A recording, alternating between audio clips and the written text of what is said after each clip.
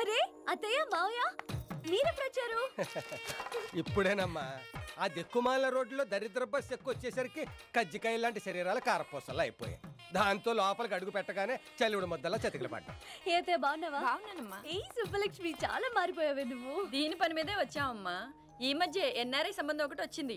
అబ్బాయి 2-3 రోజుల్లో అమెరికా నుంచి దిగుతాడంట. పెళ్లి చూపులు ఇక్కడ పెట్టుకుందాం, మీ నాన్నగారు కూడా ఉంటారు కదా అని వచ్చాం. ఊర్లో పూర్ణల్లా కొంపలోనే ఉంటాడనుకున్నాం, కానీ మైసూర్ పాకలో మైసూర్లో లేడు. ఊరుకో మావయ్య. Good morning madam. వీళ్ళ నేనే కూర్చోపెట్టి కాఫీ కలిపి తీసుకొచ్చాను. ప్రేమ ఈ పనులన్నీ నీకెందుకు? నాన్న పెట్టాడుగా ఓ కొత్త మనిషిని, ఇక నుంచి ఈ పనులన్నీ వాడే చూసుకుంటాడు. వాడెప్పుడు చేయాలి మేడం? ఇదిగో మనిషికి 5 రూపాయలు ఐస్ క్రీమ్లు కొనుక్కోండి. మిగిలినట్లతో చాక్లెట్లు బిస్కెట్లు అన్ని కొనుక్కోండి. ఏంటి గురు నువ్వు ఇచ్చే ముష్టి 30కి ఐస్ క్రీమ్ ఒకసారి చేకొచ్చు అంతే. ఏదో వేలకు వేలు ఇచ్చేసినట్టు ఏదో బిళ్ళబులు కొట్టక ఓ 300 కొట్టు. 300? 300 ఇవ్వకపోతే ఏం చేస్తారా? వద్దురా బాబు, అసలు మీ ఎక్కడ మీద కోపంగా ఉంది. సుబ్బులకి అప్పుడే పెళ్ళేంటి మావయ్య? నాకన్నా 1 year చిన్నది కదా.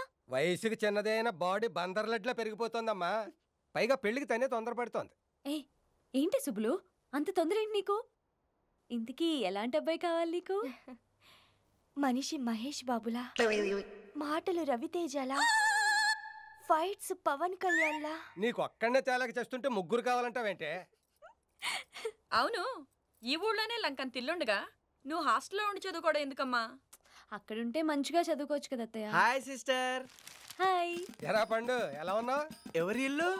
కర్మ, వీడికి ఇంకా మతిమరుపు రోగం తగ్గినట్లేదు. అత్తయ్య మావయ్యరా? ఓ, ఎప్పుడొచ్చారు? అప్పుడే వెళ్ళిపోతున్నారు? ఇప్పుడే వచ్చాం, అప్పుడే వెళ్ళిపోవట్లేదు. అయితే సరే, నేనే వెళ్తాను. ఎక్కడికి? ఇంట్లోకి. ఇల్లు ఇట్టురా బాబు. థ్యాంక్స్. ఏంటో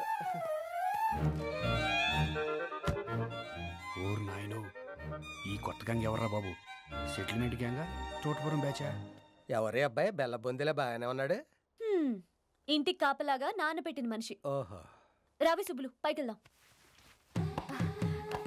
ఇతనెవరో గాని సైడ్ నుంచి చూస్తే షారుఖ్ ఖాన్ లా ఉన్నాడే.